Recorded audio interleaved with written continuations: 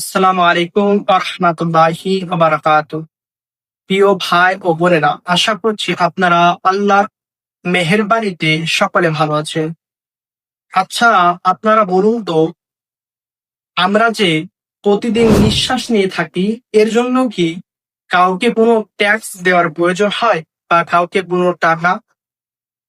মনে করেন কিছুক্ষণের জন্য অক্সিজেন বন্ধ হয়ে গেল, আমরা কি কোটি টাকার সম্পদ দিয়ে আমাদের জীবনকে বাঁচাতে পারবো?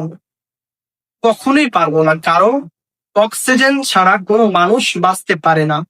অক্সিজেন ছাড়া কোনো মানুষকে বাঁচানো সম্ভব না। তারপরেও এত বড় নিয়ামত পাওয়ার পরেও আমরা সে মহান আল্লাহর শুকরিয়া আদায় থেকে বঞ্চিত আছি। আমরা নিয়ামত পাওয়ার পরেও সে আল্লাহর কৃতজ্ঞতা আদায় থেকে বঞ্চিত আছি।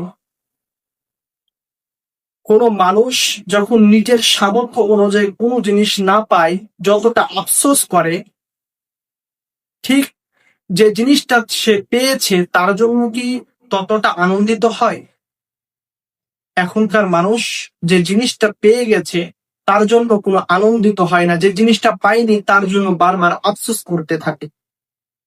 আপনি যদি হাসপাতালের দিকে তাকান, আপনার সুস্থতা থাকাটা কত বড় নিয়ামত আপনি বুঝতে পারবেন। আপনি যদি এতিমখানার দিকে তাকান, আপনি বুঝতে পারবেন বাপ মা থাকাটা কত বড় নিয়ামত। আপনি যদি একজন অন্ধ কানার দিকে তাকান, আপনি বুঝতে পারবেন দৃষ্টিশক্তির থাকাটা কত বড় নিয়ামত। আপনি কি জানেন, এই যে চোখে আমরা দেখি, এই চোখ দিয়ে দেখার জন্য অনেক অংশেতে কাজ করে। যেমন আপনার কর্নিয়া, এটি একটি চোখের পাতলা উপরের অংশ, যেটা ডাক্তারের মতে বলে, বা আইরিস ও পিউপাল, লেন্স।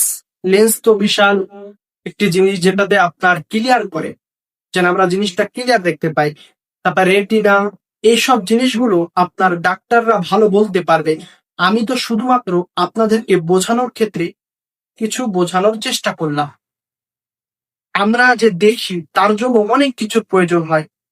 আমরা যে খাবার খাই, স্বাদটা গ্রহণ করে, এই স্বাদটা গ্রহণ করার জন্য খালি জিহ্বা না, নাকের প্রয়োজন হয়, জিহ্বার প্রয়োজন হয়, মাথারও প্রয়োজন হয় ওই স্বাদটাকে অনুভব করার জন্য।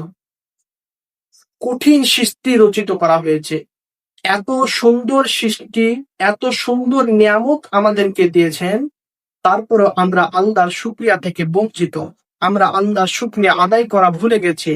তাই আমি আপনাদের প্রত্যেককে আহ্বান দেব যে আসুন আমরা সে মহান আল্লাহর শুকরিয়া আদায়ের উদ্দেশ্যে সকলে মিলে বলি আলহামদুলিল্লাহ। আমরা চেষ্টা করব আল্লাহর নির্ধারিত নামাজকে আদায় করা। আমরা চেষ্টা করব আল্লাহর শিখানো দিনকে ফলো করা। আমরা চেষ্টা করব রসুলের আদর্শকে মেনে চলা।